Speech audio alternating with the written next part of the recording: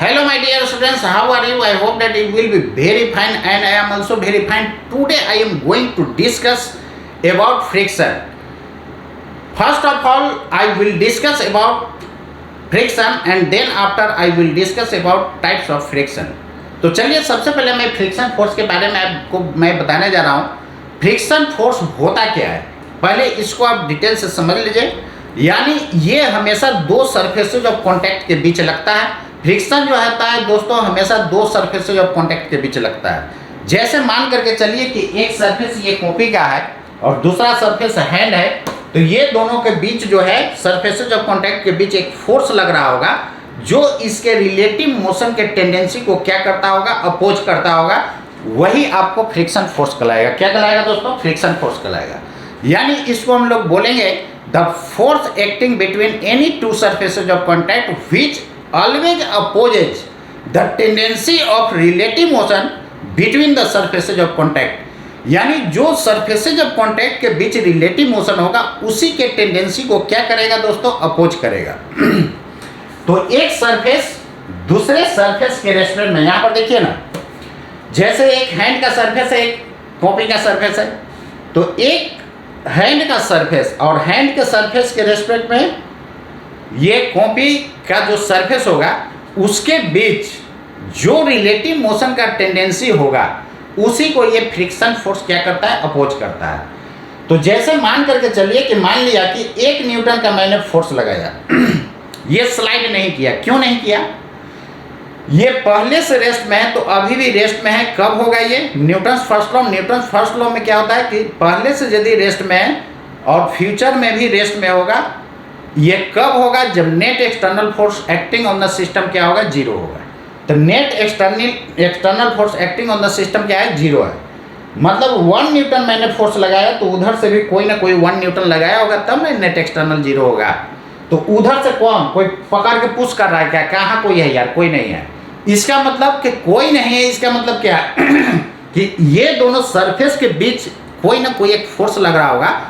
वो फोर्स जो है इसके रिलेटिव मोशन के टेंडेंसी को क्या करना चाह रहा है, अपोज करना चाह रहा है। जैसे ही मैंने 1 न्यूटन का लगाया तो इसका रिलेटिव मोशन जीरो है। रिलेटिव मोशन देखा जाता क्या है, अभी भी जीरो है, लेकिन रिलेटिव मोशन का टेंडेंसी है किधर की तरफ, फॉरवर्ड डायरेक्शन में। तो उसको दोस्तों ये क्या करेगा, अपोज करेगा। तो 1 न्यूटन का मैंने लगाया तो उधर से भी कितना लगा दिया होगा, 1 न्यूटन। तो नेट फोर्स जीरो है, इसलिए पहले से रेस्ट में था आपके रेस्टोरेंट में, तो अभी भी क्या है, रेस्ट में है आपके रेस्टोरेंट। क्लियर है ना? 2 न्यूटन का मैंने लगाया तो उधर से भी 2 न्यूटन लग गया होगा क्योंकि अभी स्लाइड नहीं कर रहा है। 3 न्यूटन का मान लेते हैं कि मैंने लगाया, फिर भी स्लाइड नहीं कर रहा, तो उधर से भी 3 न्यूटन लगा होगा। कौन लगाया होगा? फ्रिक्शन। 4 न्यूटन लगाया तो उधर से भी 4 न्यूटन लगा होगा क्योंकि 4 न्यूटन पर भी ये स्लाइड नहीं कर रहा। लेकिन 4 न्यूटन पर ये जस्ट स्लाइड करने को है दोस्तों, मतलब किया नहीं है। और जब किया ही नहीं है स्लाइड तो मूव कर जाएगा।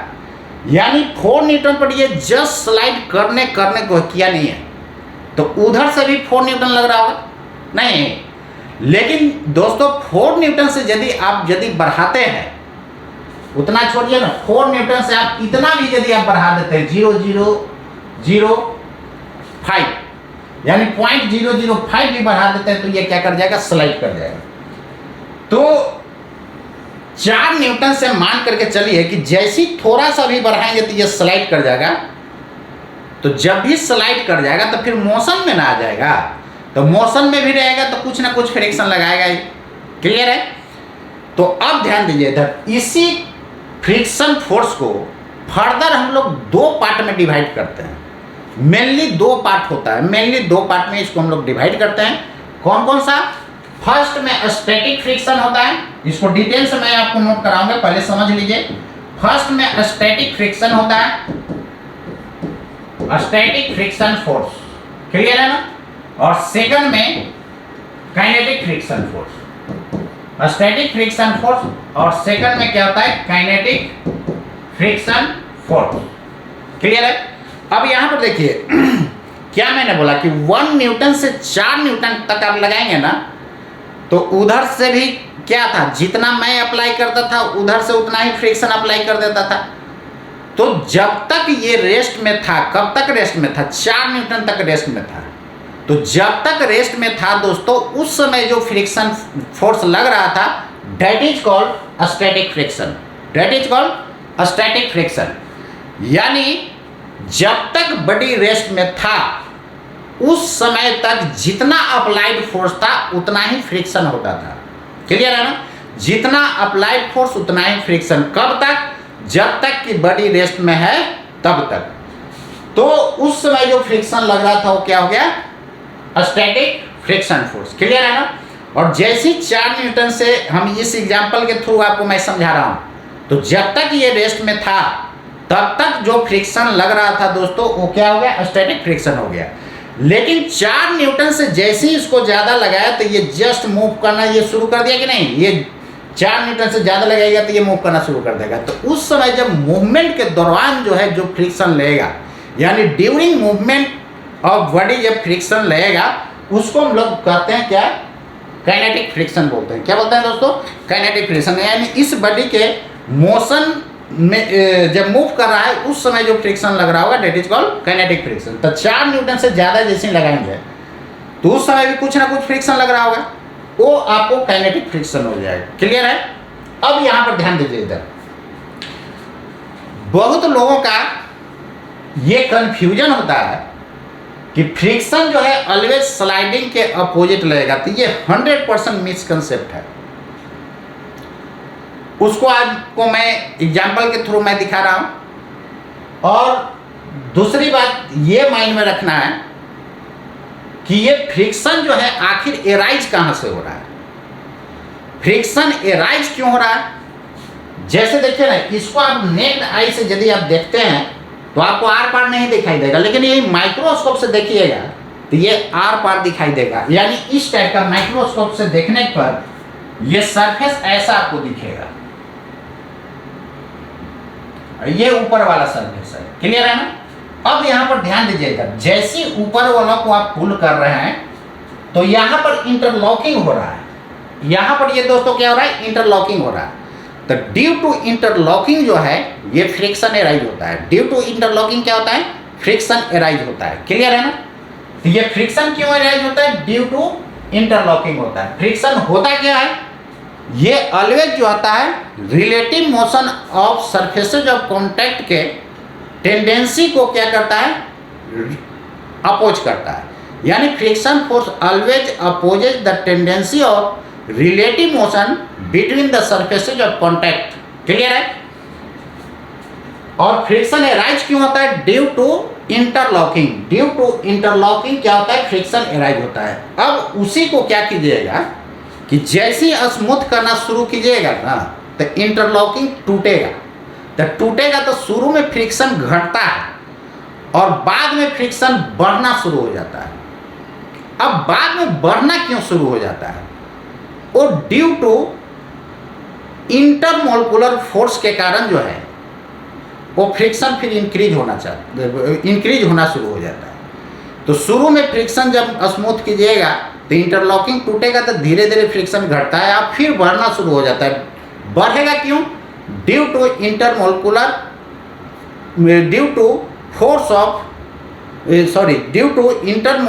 फोर्स के कारण जो है क्या होता है? इंक्रीज करता है। ड्यू टू इंटरमोलिकुलर फोर्स से क्या होता है? इंक्रीज करना शुरू कर जाता है। तो इंटरमोलिकुलर फोर्स के कारण जो होता है वो क्या होता है? फ्रिक्शन फिर से इंक्रीज करना शुरू हो जाता है। क्लियर है? चलिए, तो फ्रिक्शन शुरू में घटेगा फिर बढ़ेगा। कब? स्मूथ करेंगे तब। फर्दर स्मूथ करते जाएगा तो फिर क्या होगा? फ्रिक्शन बढ़ना शुरू हो जाता है। शुरू में घटता है, बाद में बढ़ता है। और फ्रिक्शन का मेनली हम लोग 2 पार्ट में डिवाइड करते हैं, स्टैटिक फ्रिक्शन और काइनेटिक फ्रिक्शन। अब एक मिसकंसेप्ट होता है कि फ्रिक्शन जो होता है स्लाइडिंग के ऑलवेज अपोजिट लगता है। ये मिसकंसेप्ट होता है। बहुत लोगों का यही दिमाग में होता है, बहुत स्टूडेंट का यही माइंड में होता है कि फ्रिक्शन जो है ऑलवेज स्लाइडिंग के अपोजिट होता है। तो चलिए आज आपको मैं बता दे रहा हूं ये मिसकंसेप्ट होता है। क्यों मिसकंसेप्ट होता है? यहां पर ध्यान दीजिएगा। जैसे मान लीजिए कि एक ब्लॉक ये है, क्लियर है, और एक ब्लॉक ये है। अब यहाँ पर दोस्तों इसका मान लेते हैं कि 5 मीटर पर सेकेंड है और इसका है 10 मीटर पर सेकेंड। अब बताइए दोनों का मूवमेंट, ये रफ सरफेस है, फ्रिक्शन समथिंग कुछ इसमें दिया हुआ है, अभी इसको म्यू आगे हम लोग देखेंगे म्यू क्या होता है। अभी यहाँ पर मान लीजिए रफ सरफेस है तो यहाँ पर फ्रिक्शन लग रहा होगा कि नहीं लग रहा होगा, तो कहता है कि ये फ्रिक्शन जो है दोनों ब्लॉक पर किस डायरेक्शन में लगेगा। क्लियर है ना, दोनों ब्लॉक पर किस डायरेक्शन में फ्रिक्शन लगेगा। तो देखिए ग्राउंड के रेस्टोरेंट में देखा जाए तो ये भी ब्लॉक आगे जा रहा है, ये भी ब्लॉक आगे जा रहा है, तो दोनों तो स्लाइड ही कर रहा है ना। तो स्लाइडिंग के अपोजिट जो लोग सोचते हैं कि फ्रिक्शन लगेगा तो नीचे वाला ब्लॉक पर भी वो फ्रिक्शन किधर लगा देगा, स्लाइडिंग के अपोजिट, क्योंकि भाई ये 10 मीटर पर सेकेंड से आगे की तरफ स्लाइड कर रहा है। तो स्लाइडिंग के अपोजिट जो दिमाग में रखेंगे इस पर फ्रिक्शन किधर लगा देंगे, पीछे। और ऊपर वाला ब्लॉक पर भी फ्रिक्शन किधर लगा देंगे, पीछे। क्यों?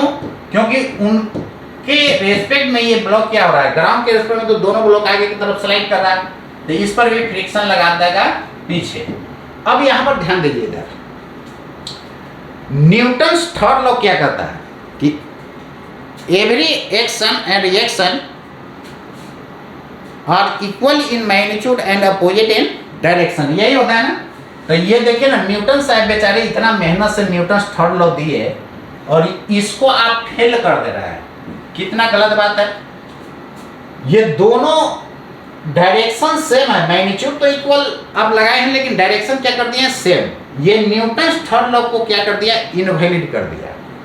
मतलब न्यूटन्स थर्ड लॉ को ओबे ये नहीं कर पा रहा है। देख लीजिए ना, यदि आप सही हैं तो न्यूटन साहब गलत हैं, यदि न्यूटन साहब सही हैं तो आप गलत हैं।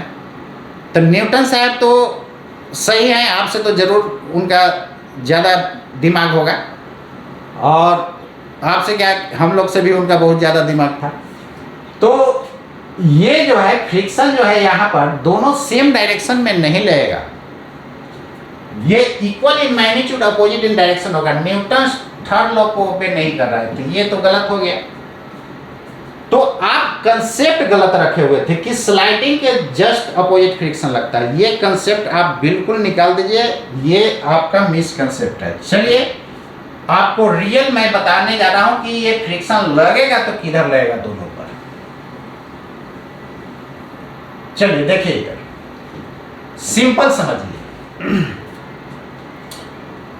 जैसे मान करके चलिए कोई आदमी इधर की तरफ साइकिल से जा रहा है और उसको पुल करना शुरू कीजिए तो उसका वेलोसिटी का मैग्नीट्यूड घटेगा। क्यों घट रहा है? क्योंकि आप फोर्स पीछे लगा रहा है, तो जिधर फोर्स होगा उधर ही एक्सीलरेशन होता है, ये जानते हैं ना। तो जिस डायरेक्शन में फोर्स होगा उसी डायरेक्शन में एक्सीलरेशन था, एक्सीलरेशन में पीछे, लेकिन वेलोसिटी दोस्तों किधर था, साइकिल वाले का आगे की तरफ। तो जब भी वेलोसिटी के अपोजिट एक्सीलरेशन होगा तो दिमाग में बैठा लीजिएगा कि उसका वेलोसिटी का मैग्नीट्यूड घटेगा। वेलोसिटी का मैग्नीट्यूड घटेगा क्या मतलब, क्या डायरेक्शन घट रहा है? अरे यार उसका मैग्नीट्यूड घट रहा है, यानी वेलोसिटी का मैग्नीट्यूड क्या होता है, स्पीड, स्पीड घट रहा होगा। क्लियर है? तो स्पीड घट रहा होगा। लेकिन यही यदि साइकिलिस्ट को, ये साइकिल वाला इधर जा रहा है, कोई पर्सन इधर से पुश करना शुरू कर दे तो साइकिल वाला का पुश कीजिएगा तो उसका वेलोसिटी बढ़ेगा। सिंपल बात है यार। तो देखिए जो भी फिजिक्स को आप पढ़ रहे हैं ना, प्रैक्टिकल लाइफ से रिलेट करके चलिए। गाड़ी में ब्रेक लगा रहे हैं फिजिक्स है, एक्सीलेटर दे रहे हैं फिजिक्स है, तो क्यों ना प्रैक्टिकल लाइफ से रिलेट करके चले। तो साइकिल वाला उधर जा रहा था तो उसको आप पुश कर रहे हैं तो उसका वेलोसिटी बढ़ रहा है, वेलोसिटी बढ़ रहा है मतलब मैग्नीट्यूड, वेलोसिटी का मैग्नीट्यूड बढ़ रहा है, मैग्नीट्यूड बढ़ रहा है मतलब स्पीड बढ़ रहा है। तो फोर्स इधर लगा रहे हैं तो एक्सीलरेशन भी इस डायरेक्शन में होगा। तो जब एक्सीलरेशन वेलोसिटी का डायरेक्शन दोस्तों सेम होगा तो हर हाल में वेलोसिटी का मैग्नीट्यूड बढ़ेगा। बढ़ेगा कि नहीं? बढ़ेगा। क्लियर है? अब यहां पर ध्यान दीजिए, फ्रिक्शन फोर्स क्या करना चाह रहा था, सरफेसेज ऑफ कॉन्टैक्ट के रिलेटिव मोशन को क्या करना, रिलेटिव मोशन के टेंडेंसी को क्या करना चाह रहा था, अपोज करना चाहता है। यही करता है ना, अपोज करता है। तो यहां पर ये दोनों का रिलेटिव मोशन जो है एक बॉडी का दूसरे रेस्पेक्ट में, यानी एक सरफेसेज ऑफ कॉन्टैक्ट के रेस्पेक्ट में देखना है दूसरे को। तो इसका सरफेसेज ऑफ कॉन्टैक्ट है, इसका सरफेसेज ऑफ कॉन्टैक्ट, दोनों का एक दूसरे के रेस्पेक्ट में रिलेटिव मोशन के टेंडेंसी को क्या करता है, फ्रिक्शन अपोज करता है। तो फ्रिक्शन यही चाहेगा ना कि ये दोनों सरफेसेज ऑफ कांटेक्ट के बीच रिलेटिव मोशन जो दोस्तों है उसको क्या कर देगा, जीरो करना चाहेगा। तो दोनों सरफेसेज ऑफ कांटेक्ट के बीच जो रिलेटिव मोशन है उसको वो चाहेगा फ्रिक्शन के उसको जीरो करके रखे। क्लियर है? यानी रिलेटिव मोशन के टेंडेंसी को अपोज करेगा, मतलब दोनों के रिलेटिव मोशन के टेंडेंसी को क्या करेगा, अपोज करेगा। तो दोनों के बीच रिलेटिव मोशन जो है अभी उसको क्या करना चाहेगा, जीरो करना चाहेगा। अब यहां पर ध्यान दीजिएगा, जब भी दो बॉडी सेम डायरेक्शन में मूव करता है तो दोनों के बीच रिलेटिव मोशन देखा जाता है, तो क्या करते हैं, मैग्नीट्यूड का सब्ट्रैक्ट कर देते हैं। जब भी दो बॉडी मोशन में है, सेम डायरेक्शन में है, तो रिलेटिव वेलोसिटी दोनों के मैग्नीट्यूड का क्या होता है, सब्ट्रैक्शन होता है। जैसे ये 10 से जा रहा है, ये 5 से जा रहा है, तो एक बॉडी का दूसरे के रेस्पेक्ट में रिलेटिव वेलोसिटी मोर माइनस क्या कर देंगे, लेस। क्लियर है ना? तो मोर माइनस लेस कर दिए तो ये मोर देने का जरूरत है नहीं, तो यहां पर कितना हो जाएगा, 5 मीटर पर सेकंड। यानी ये दोनों के बीच रिलेटिव मोशन कितना हो गया, 5 मीटर पर सेकंड। दोनों के सरफेसेज ऑफ कॉन्टैक्ट के बीच दोस्तों रिलेटिव मोशन क्या हो गया, 5 मीटर पर सेकंड। क्लियर है? अब यहां पर ध्यान दीजिए, इधर ये दोनों का यदि मैग्नीट्यूड सेम हो जाए, जैसे मान लेते हैं ये 8 हो जाए, ये भी 8 हो जाए, तो दोनों सेम हो जाएगा, तो कैंसिल होकर क्या हो जाएगा, जीरो हो जाएगा। नहीं, यानी फ्रिक्शन चाहेगा कि दोनों का स्पीड सेम कर दे। फ्रिक्शन यही चाहेगा ना कि दोनों का स्पीड सेम कर दे। क्लियर है? तो दोनों का स्पीड फ्रिक्शन चाहेगा कि सेम कर देते, इसको बढ़ाएगा। अरे भाई, जो कम है उसको बढ़ाएगा, जो ज्यादा है उसको घटाएगा।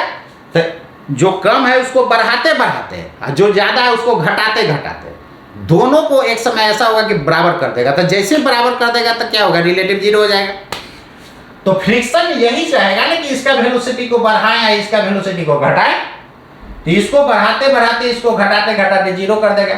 अभी मैंने देखा था कि वेलोसिटी को बढ़ाना है तो उसके तरफ क्या होगा, एक्सीलरेशन होना चाहिए, कोई ना कोई एक्सीलरेशन का कंपोनेंट होना चाहिए, तभी बढ़ेगा वेलोसिटी। तो इसका वेलोसिटी बढ़ाना है तो इस डायरेक्शन में एक्सीलरेशन होगा, जिधर एक्सीलरेशन उधर फोर्स। तो इसके वेलोसिटी को बढ़ाने के लिए फोर्स किधर लगाना होगा, आगे। क्लियर है ना? फोर्स किधर लगाना होगा दोस्तों, आगे, यानी फ्रिक्शन फोर्स आगे लगाना होगा। क्लियर है? और इसका वेलोसिटी को घटाना है, तो घटाने के लिए किधर फ्रिक्शन लगेगा, पीछे के तरफ। क्लियर है? Equal in magnitude, opposite in direction. अब न्यूटन्स थर्ड लॉ को ओबे कर रहा है कि नहीं, ओबे कर रहा है। तो न्यूटन्स थर्ड लॉ कांटेक्ट में रहे या न रहे, दोनों के लिए ओबे होता है। जैसे देखिए, चार्ज होता है कांटेक्ट में नहीं होता है, तो जितना एक चार्ज दूसरे चार्ज पर फोर्स लगाएगा उतना ही ये वाला चार्ज उस पर फोर्स लगाएगा। दोनों का मैग्नीट्यूड सेम होगा दोस्तों, लेकिन डायरेक्शन दोनों का हर हाल में क्या होगा, अपोजिट होगा। देखिए यहाँ पर डायरेक्शन अपोजिट है, मैग्नीट्यूड सेम है। क्लियर है? तो आप गलती से भी ये बात नहीं याद रखिएगा कि फ्रिक्शन ऑलवेज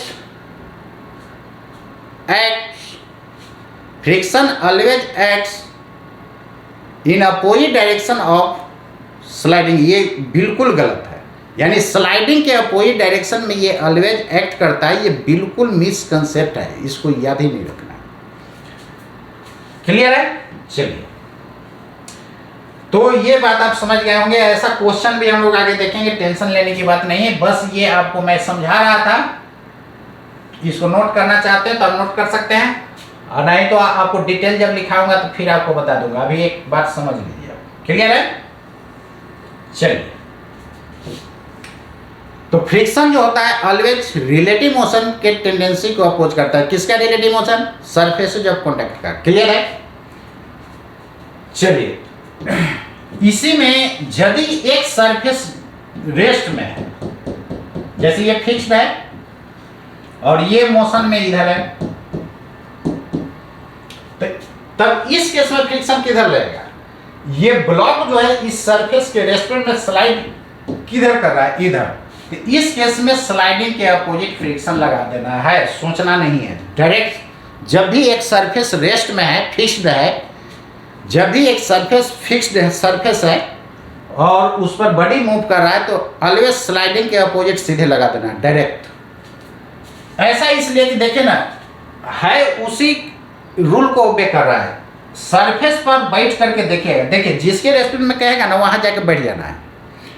तो सरफेस के रेस्टोरेंट में कोई छोटू यदि देखेगा तो इसका सरफेस क्या होगा, आगे की तरफ स्लाइड करते हुए नजर पड़ेगा, यानी रिलेटिव मोशन का किधर है, फॉरवर्ड डायरेक्शन में। तो फ्रिक्शन किधर लग जाएगा, बैकवर्ड। देखिए अपोज किया, लेकिन इस सरफेस पर देखिएगा फ्रिक्शन किधर लगा रहा है।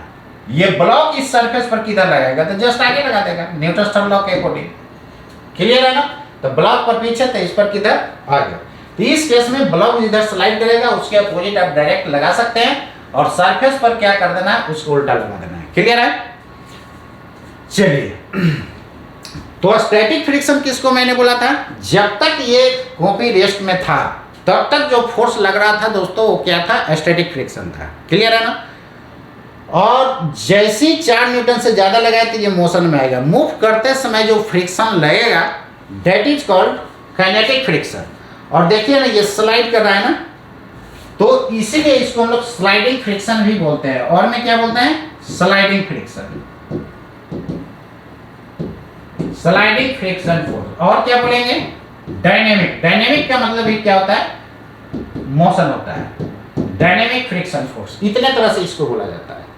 तो मेनली 2 टाइप्स में ये डिवाइड होता है, स्टैटिक फ्रिक्शन फोर्स और काइनेटिक फ्रिक्शन फोर्स। उसी को हम लोग स्लाइडिंग फ्रिक्शन फोर्स बोलते हैं, उसी को डायनेमिक फ्रिक्शन फोर्स बोलते हैं। क्लियर है ना। स्टैटिक जब तक ये रेस्ट में था तब तक जो फ्रिक्शन लग रहा था that is called static friction. बस इसी एक्सपेरिमेंट को माइंड में बैठा लेना है, पूरा फ्रिक्शन का कंसेप्ट आपका क्लियर रहेगा। और ध्यान दीजिएगा, स्टैटिक का मैक्सिमम वैल्यू लिमिटिंग फ्रिक्शन होता है। स्टैटिक का मैक्सिमम वैल्यू क्या होता है, लिमिटिंग फ्रिक्शन होता है। स्टैटिक का maximum value limiting friction force. नाम से ही क्लियर पता चल रहा है यार, लिमिट में रहो, लिमिट में रहो। नहीं कहता लिमिट में रहो, मतलब अपना औकात में रहो, लिमिट में रहो, समझ रहे हैं ना। मतलब अपना बाउंड्री लाइन में रहो, इसका मतलब यही ना होगा। अरे 2 स्टूडेंट जब झगड़ा करता है तो बोलता है ना लिमिट में रहो। यहाँ लिमिट करने का मतलब क्या है, मिनिमम मैक्सिमम से मतलब है। तो मिनिमम फ्रिक्शन कितना, ये अभी आपके रेस्टोरेंट में क्या है, रेस्ट में मैंने कोई फोर्स नहीं लगाया तो फ्रिक्शन भी 0 नहीं, 1 न्यूटन का लगाया तो फ्रिक्शन भी 1 न्यूटन, 2 न्यूटन का लगाया तो फ्रिक्शन भी 2 न्यूटन। हुआ था कि नहीं, हुआ था। तो मिनिमम तो फ्रिक्शन 0 होता है, और मैक्सिमम जो होगा ना, स्टैटिक का मैक्सिमम वैल्यू होगा वो क्या होगा, लिमिटिंग। अब समझ में आ गया होगा कि लिमिट में रहो मतलब बाउंड्री लाइन में रहो। क्लियर है। बाउंड्री लाइन बोला जाए मतलब दोस्तों मिनिमम और मैक्सिमम। क्लियर है ना। तो मिनिमम तो 0 होता है, उसको क्या डिसाइड करना है, नहीं लगाएंगे फोर्स, कोई अप्लाइड फोर्स नहीं है, कोई अप्लाइड फोर्स नहीं है। बॉडी रेस्ट में फ्रिक्शन कितना, 0। ये देखिए ना, ये बॉडी रेस्ट में कोई फोर्स नहीं लगा रहे हैं तो उधर से फ्रिक्शन कितना, 0। तो लिमिट करने का मतलब यहाँ पर क्या हो गया, मैक्सिमम। तो स्टैटिक का मैक्सिमम वैल्यू जो दोस्तों होता है वो क्या होता है, लिमिटिंग फ्रिक्शन। तो यहाँ पर बताइए ना, एग्जाम्पल जो बताए थे, यहाँ पर मैक्सिमम कितना लगाए थे, तो ये जस्ट स्लाइड करने को था 4 न्यूटन। 4 न्यूटन लगाए तो जस्ट स्लाइड करने को किया नहीं है, तो यही इसका क्या हो गया, लिमिटिंग फ्रिक्शन। ये मान करके चल रहे हैं, मान लो यहाँ चट्टान रहेगा तो 4 न्यूटन में जस्ट स्लाइड करने को हो जाएगा, नहीं ना।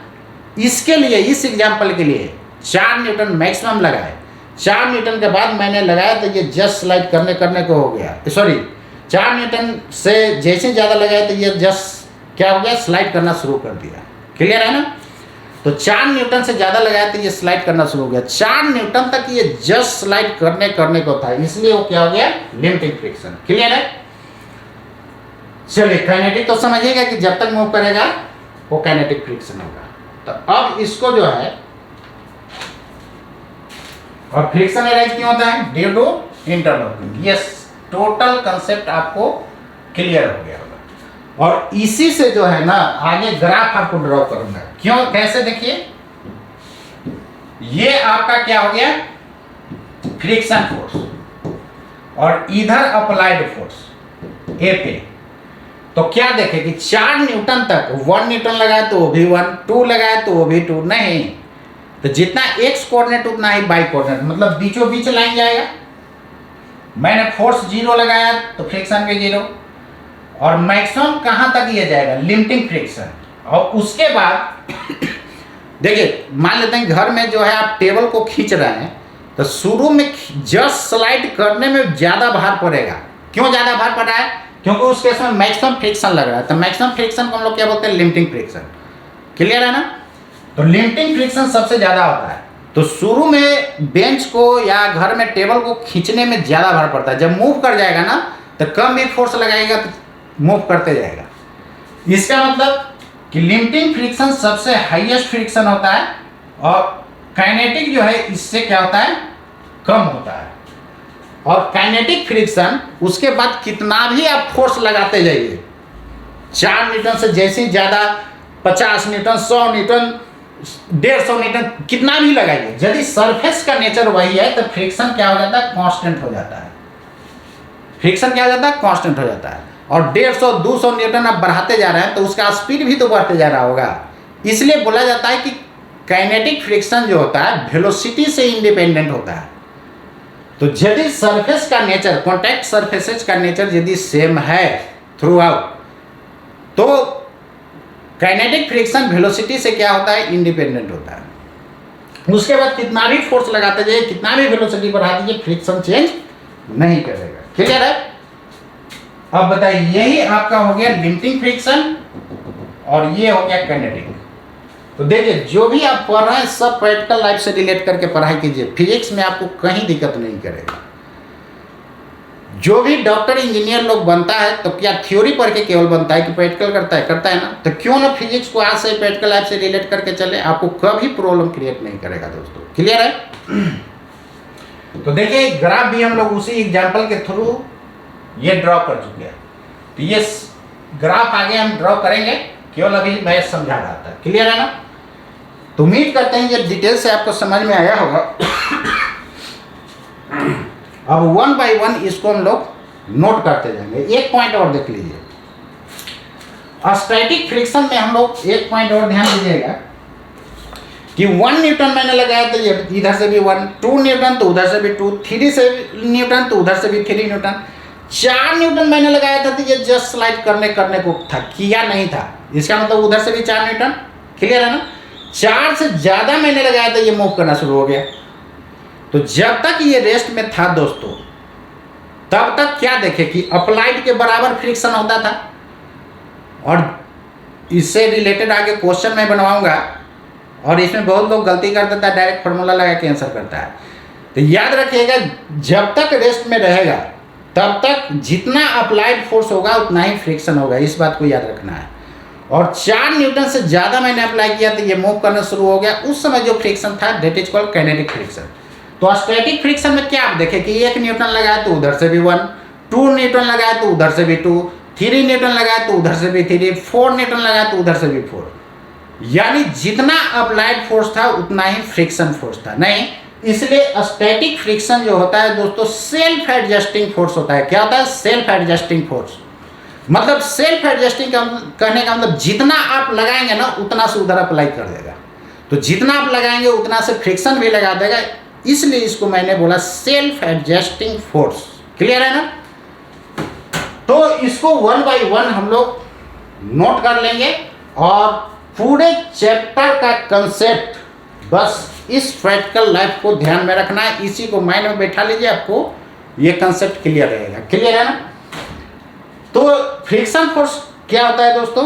The force acting between any 2 surfaces of contact which always opposes the tendency of relative motion between the surfaces of contact. Clear है? तो इसको आप डिटेल से आप लोग को नोट करा दूंगा। तो आज के लिए इतना ही। जय हिंद, जय भारत। मिलता हूँ नेक्स्ट क्लास।